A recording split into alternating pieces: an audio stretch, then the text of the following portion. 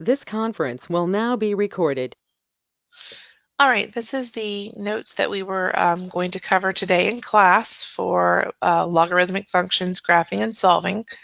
I'm going to go through them, and then there'll be a worksheet that will be attached with this link in the announcements. You are expected to complete the worksheet and bring it back and see what questions you have when we come back the Tuesday after Thanksgiving. So definition of the logarithmic function is a logarithm base b of a positive number x satisfies the following definition. If your x is greater than 0, your b is greater than 0, and your b is not 1. Now, I'll explain why some of those parameters are there in just a second. Then your log function is y equals log little b, so that we read that as log base b of an argument x is equivalent to the exponential form b to the y equals x, which means this is the inverse form of exponentials. Because if someone tells you y equals 3 to the x and you want the inverse, you swap x and y, right? That was how we learned it. So when you swap them, you can't really solve this for y again without having a way to convert it to something else. So that's why we turn it into a log. So if we wanted to turn this into a log, it's going to be log. The base of this is 3. The argument is going to be what you are equal to from the original exponential. And then the exponent of this base is the answer. So I'm going to teach you more about conversion in a minute. We're going to do a lot of those, but that's essentially how this was an inverse function to y equals 3 to the x. So the reason x has to be greater than 0 is because in an original exponential, your range was greater than 0. So if your y used to be greater than 0, now your x is greater than 0.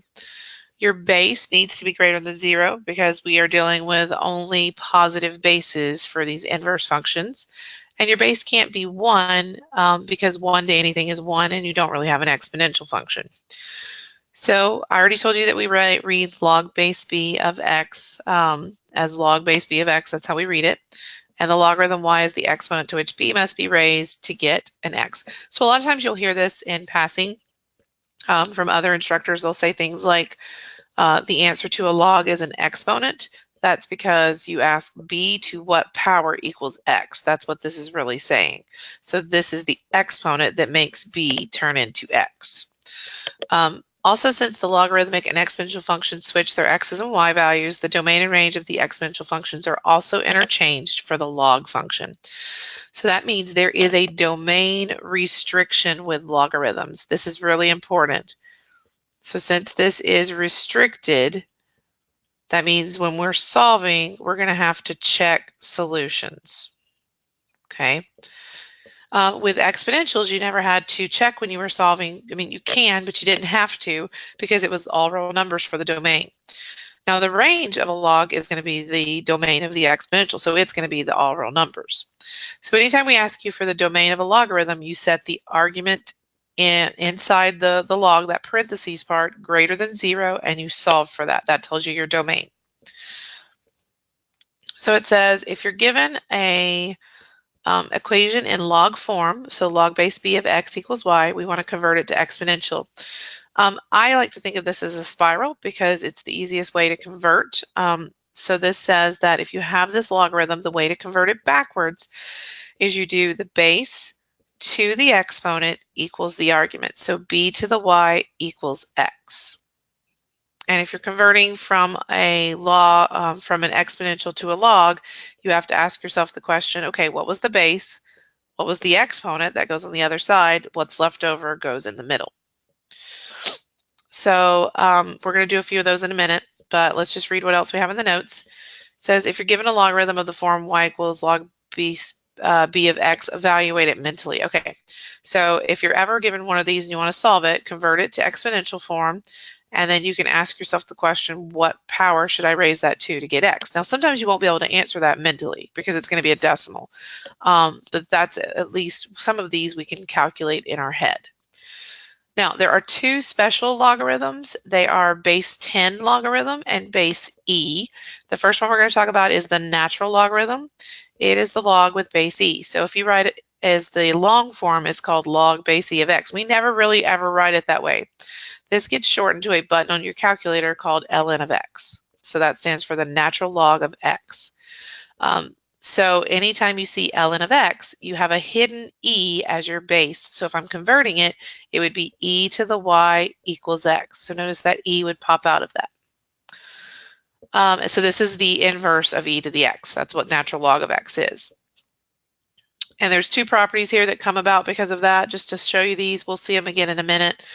If your base ever matches your base here, so your log base is e and the base inside is e, then the answer is just the number right here. It's just that exponent, because it says e to what power equals e to the x. Well, the power is x.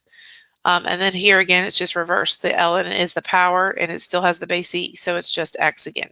That has to do with inverse functions. That's because f of x, or f of g and g of f both should give you equal to x. All right, so if you're given a log function, you need to identify the domain. We already said this a minute ago. You set the part inside the parentheses of the log, essentially greater than 0. You solve for x, and then we usually write that in interval notation. Here's just a picture of the 2 to the x that we graphed in the previous section, and now this is log 2 of x. So notice this is the inverse. So see, things like the 0.12 has been reversed here. Now it's the 0.21. 0, 1 is now the 0.10. So it is truly an inverse. Also something to note, when we were graphing exponentials, you had a horizontal asymptote. When you're graphing logarithms, you get the opposite. You get a vertical asymptote. This one has a naturally occurring one at x equals 0 right there, because this doesn't technically cross that line. Okay, so here's some characteristics about graphs of log, because we are going to graph them today. It's a one-to-one function. It has a vertical asymptote at x equals 0 if you don't shift it any. Its domain is 0 to infinity, again, if you don't shift it. Its range is negative infinity to infinity. That will always be true. If you haven't done any shifting, then you get an x-intercept at 1, 0, because before, when we did exponentials, our point was 0, 1. You get no y-intercept if there's no shifting, and it's an increasing function if your base is bigger than 1. It's a decreasing function if your base is between 0 and 1, so like a fraction. Now, our method to graphing logarithms, just because I'm kind of going through all the steps before we do our examples, is we want to isolate the log on one side of the equation. You do not want anything in front of it, like a times 2, or anything after the parentheses of the argument, like a plus 5. So you want that log by itself. Then you will use the spiral technique to convert it to exponential form. That will usually give you something where you have a y now in your exponent, and sometimes you'll still have x and other stuff on the other side. Since we're truly doing an inverse, you want to get x by itself so that you can do the table using the inverse method, which is backwards. So once you've got x by itself after doing the conversion, you will pick y values for your table and you will find the x values. And then you plot your points and label your vertical asymptote. So we'll go through that in great detail in just a second. This is the last property. If this is just like the one we did with exponentials, we had that if you had b to the s equals b to the t, then s was equal to t.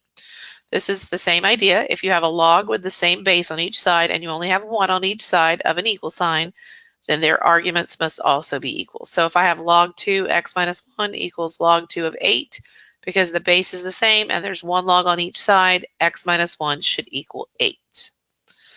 Okay, so for our first few examples, we're just going to be converting these to the different formats. So we're just going to practice conversion. Then we'll do some mental evaluation, and then we'll get into graphing and solving. So for this first one, we want to write this in log form. So the idea is you have 3 blanks that you're going to be filling in. A base, an argument, and this is the exponent of the original. So it's really easy to find the base and the exponent because they're usually attached to each other. So this would be 3. This is x, and that leaves the 243 as the argument. So this would be log blank blank equals blank. The base here is always attached to the exponent you're using, so this is 3. The exponent was negative 4, and then this is 1 over 81. So this says 3 to the negative 4 is 1 over 81. This one doesn't have any numbers, but we should still be able to convert it. The c and the p are the base and the exponent, so log base c. P is the exponent, D is the argument. Again, even though there's a p here, the exponent is the x, so we're going to use that as our base and our exponent. So this is log base 7 equals x, and the argument is 100p. Now this next group, we're going to convert to exponential. I find this easier for most students because you can get away with what I just taught you, which was the spiraling. So this is 3 to the 4th equals 81. This is 4 to the negative 5 equals 1 over 43, or 243. This is v to this whole side. So this is going to be v to the q plus r equals w. And then 6 to the 3rd equals 2x minus 1. Now notice on this last one, that actually would then allow me to solve for x because it's now a regular equation. Just a few more. I didn't specifically say this one, but let me make a little note here. It wasn't in the notes because OpenStax doesn't talk about it too much. We said that log base e of x was just natural log of x. Log base 10 of x is understood to just be log without a base written in. That is understood to be base 10. So if I go to convert this, this would be log base 10 with the 4 on the other side, which leaves the 10,000 as my argument. We would rewrite that as just log of 10,000 equals 4, because we don't want to write it as log base 10. So this one is log of base 10. The exponent goes on the other side, and then this is 0.01. So that's going to be log of 0.01 equals negative 3. If I use my conversion technique, this would be log base e equals 4, with a d as the argument. We don't write log base e, so this would be natural log of d equals 4. Okay, so we're changing these to exponential. This is the ones where it has the hidden base. You have to remember that it's there. So remember, if you need to write it in, do it. This is a 10, an e, and an e. So this would be 10 to the negative 8 equals x using the spiral technique. This would be 10 to the y minus 2 equals x. This would be e to the 1/2 equals x. And we could evaluate that one on our calculator. This would be e to the 7 plus x equals z. Okay, so this next group is kind of the mental math ones. It says find the number if possible. Now, if you can't do it in your head, sometimes we ask you just to go ahead and write an x as the other side, something to solve for. So then you would convert this using the spiral. So this is 8 to the x equals 1. And you ask the question, 8 to what power equals 1? Well, the only way you can turn a number that's not 1 into 1 is to raise it to the 0 power. This would also be equal to like x, so we'd say 9 to the x equals 9. Well, the only way this could work is if the bases are the same, so the exponents have to match. So this would have to be x equals 1. So if the base and the argument are the same, the answer is 1. If the argument is 1, the answer is 0. This one says 5 to the x equals 0. This is not possible. You cannot raise 5 to any power and make it go away. And then this is a rule that we talked about just briefly. If the bases match, the answer is just the other number. But I can show you that using the equal to x part. This says 6, that's not a 6. 6 to the x equals 6 to the 7th. So notice that x equals 7. It's that same base rule. This one, instead of teaching you a conversion for this, because you'd have to work backwards, notice the bases match again. So the answer is just 4. This is a little different. You need to rewrite 243 as a base 3 if it's possible. So 243, let's see what that would be. Is that 3 to the 5th power? Yes. So I can rewrite that as log 3, 3 to the 5th. So the answer is just going to be 5. So anytime the base matches the base of the argument, the answer is the exponent. Same thing here. These are just using the special logs.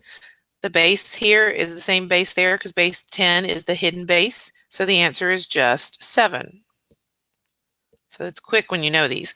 Base is 10 here, base is 10 here. The answer is negative 6. Base is e, base is e. The answer is 8. Both of these are base e because that's natural log. So the answer is 2/3.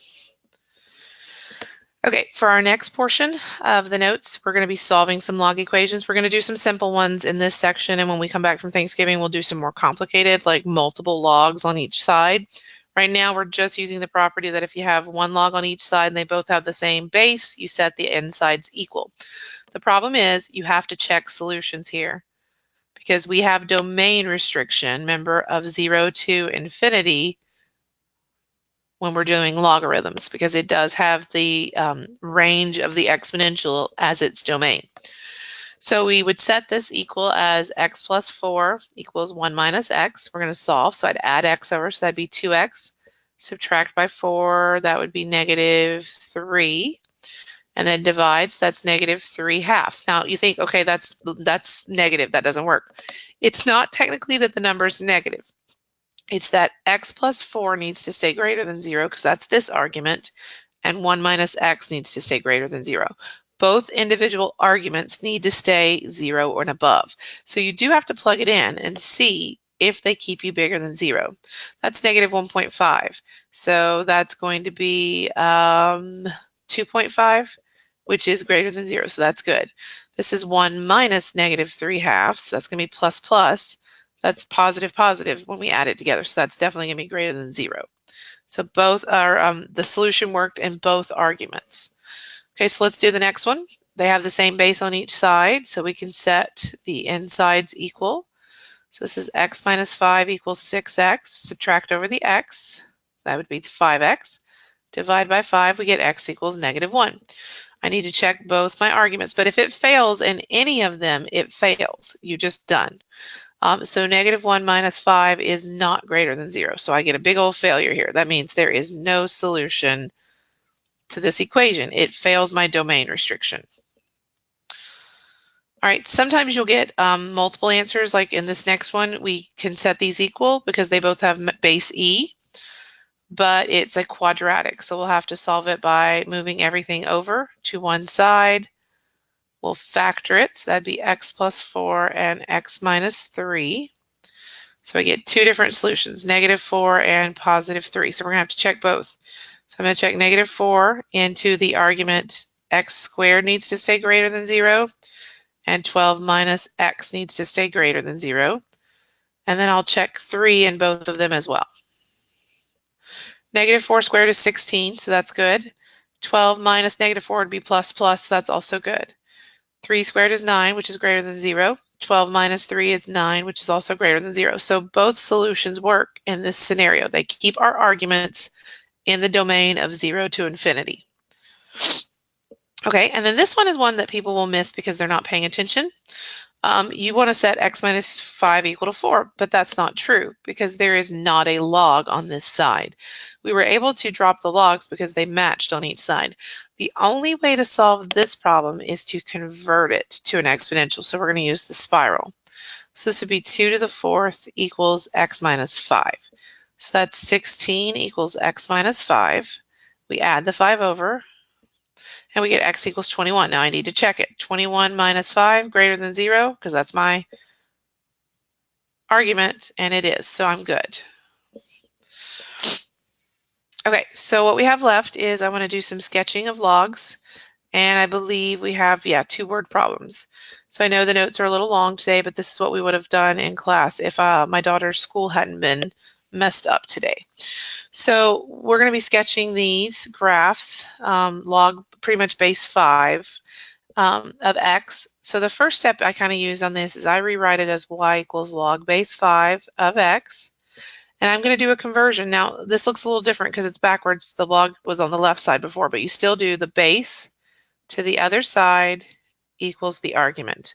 So 5 to the y equals x. You then make up a table of values, just like we did when we did exponentials, but we pick -2, -1, 0, 1, and 2, not for x, but for y, because that's the exponent we're dealing with. So then we plug those in. So this would be 5 to the -2, 5 to the -1, 5 to the 0, 5 to the 1, 5 to the 2. That's 25, 5, 1, because anything to the 0 power is 1. a 1/5, and a 1/25. The pattern's almost identical to what we saw when we were doing exponentials, it's just they've been swapped. The biggest thing students will do wrong is not the table, it's that you'll graph it backwards. People will try to graph this as -2, 125.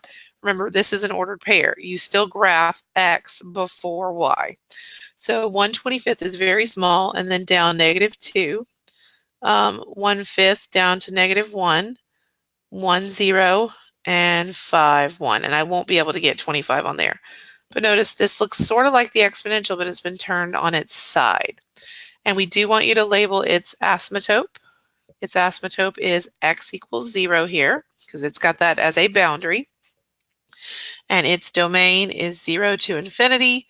Its range is all real numbers, because it can go, even though this looks like it's tapering off, it's always climbing upward, and this is always climbing downward. Okay, let's do another one. This one has a negative in front of it, which means we should just expect it to flip over the x-axis, but let's see how we would solve this.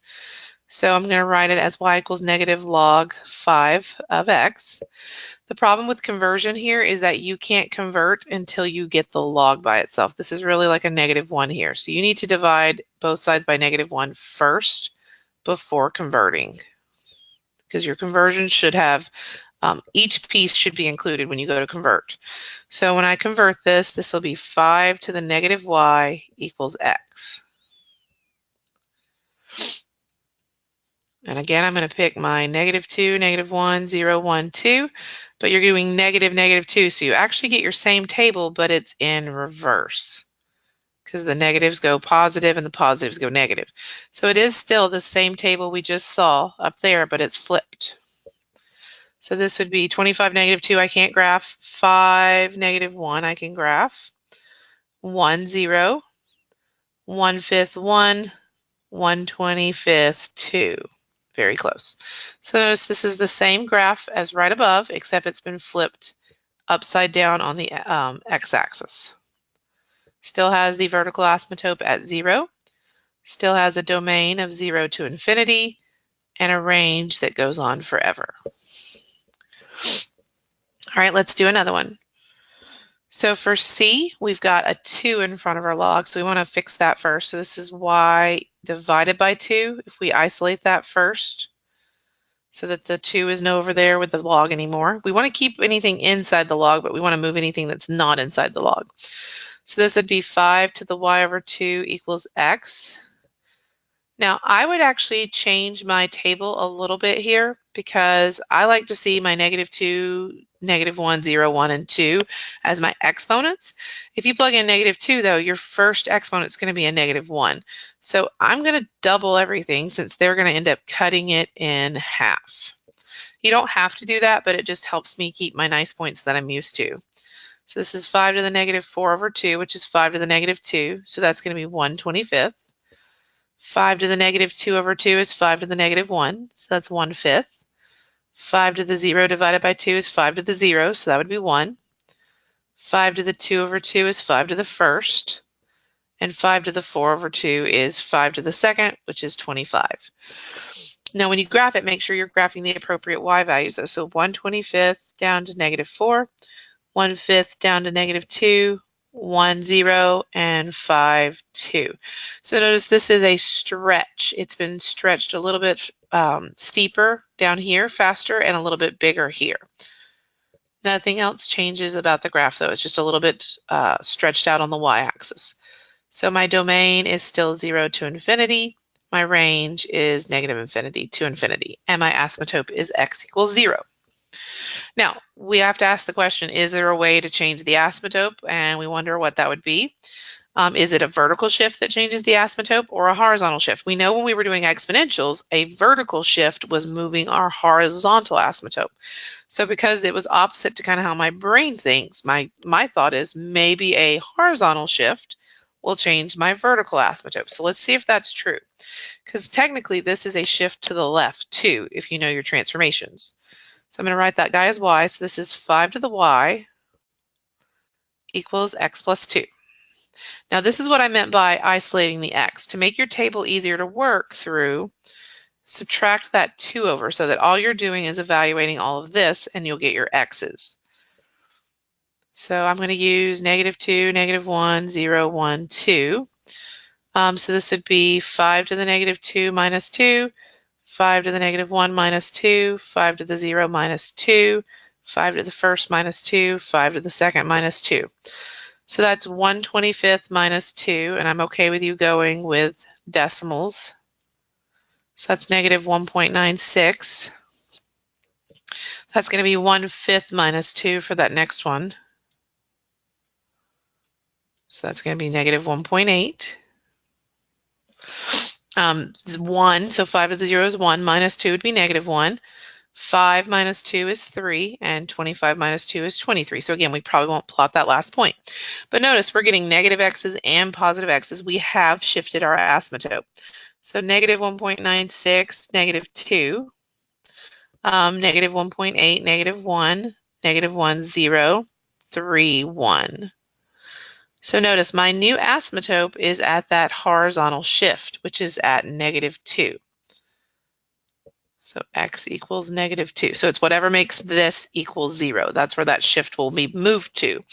That also changes your domain, because your domain is now anything bigger than -2, because that's where the graph is. And then this would be -infinity to infinity. So I could have known exactly where this vertical asymptote was by setting my x plus 2 greater than 0 at the beginning. That's one way of finding your domain. So, all right, last one of the graphing ones, I believe. Let's see if this really is the last one. Oops. Yeah, and then we'll do the 2-word problems. This is, so y equals log base 5 of x minus 2. So this is a vertical shift of a log graph. Before converting, though, you need to get that -2 to the other side. You cannot convert until your log is isolated. So this would be 5 to the y plus 2 equals x. Now, this is the only time when you have a log that you'll get something weird in your exponent that you really definitely want to change on your table. I want to make sure whatever I pick in the center here always gives me a 0 exponent. So I need to think, when would y plus 2 equal 0? So that's going to be a -2. That's the only time you ever change a table value from our normal 5 that you have to, is to get a nice picture, is that when you have a plus or minus in your exponent. So then I pick 2 numbers smaller and 2 numbers larger. So then when I plug those in, this becomes 5 to the -4 plus 2, or 5 to the -2. So see, it's the one we're used to seeing. 5 to the -3 plus 2 would be 5 to the -1, so that's going to be 1/5. 5 to the -2 plus 2 would be 5 to the 0, so that's 1, and you guessed that this is 5 and 25, just like we've had before. So 1/25 down to -4. 1/5 down to -3, 1 is down at -2, and 5 is at -1. So notice it is my log graph, but it has been shifted down 2 from its original self. And vertical shifting actually does not affect our vertical asymptote at all. It's only horizontal shifting that can move that left or right. So my domain is still 0 to infinity, and my range is -infinity to infinity. Okay, the last thing in the notes for today is these 2-word problems. It says the population N of T in millions of the United States T years after 1980 may be approximated by the formula N of T equals 231, so that's in millions, e to the 0.0103 T. When will the population be twice what it was in 1980? So this is always your initial amount, that 231, so we need to double that to figure out what twice would be. So 231 times 2 is 462. So we're saying that we want our future value to be 462.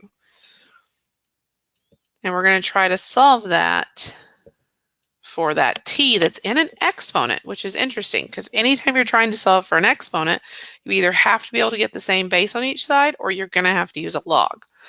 My first thing would be to isolate that e, since it's where the t is attached. So I'm going to divide both sides by the 231. So this would be 2 equals e to the 0.0103 t. Unfortunately for us, you will never get e and 2 to be the same base. So we're going to convert this to a log. Okay, so remember how we convert to a log. We say log, and then the one that's attached to the exponent is, remember, the base. So log base e You have the 0.0103t on the other side because that was the exponent, and the argument is 2. Now we don't write log base e, we write natural log of 2 equals 0.0103t. To solve for t, we just have to divide. So let's take our calculator. Natural log of 2 divided by 0.0103. And that is 67, and this was in years. So 67 years approximately, because it doesn't round up. And so we could actually figure out when that is, because we could do 1980 plus 67, because they did say when.